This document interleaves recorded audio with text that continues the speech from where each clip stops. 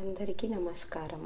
నేను మీ తెలుగు అమ్మాయిని. ఇవాళ మనం చేయబోయే రెసిపీ ఈజీగా చేసే పెరుగు పచ్చడి.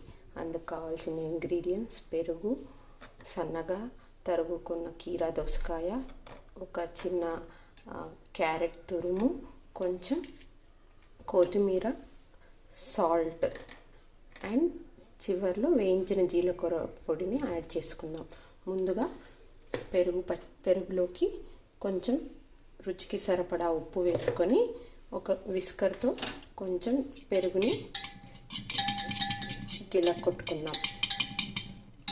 తర్వాత అందులోకి మనం ముందుగా తరిగి పెట్టుకున్న కీరా, తురుముకున్న క్యారెట్, కొత్తిమీర తరుగు వేసి మళ్ళీ ఒకసారి విస్కర్తో చిన్నగా కలుపుకొని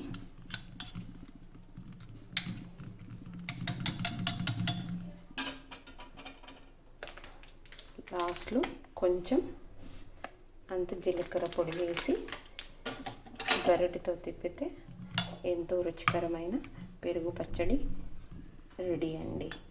ఇది మనం నాన్ వెజ్ బిర్యానీలు అలా చేసుకున్నప్పుడు సైడ్ డిష్గా బాగుంటుంది.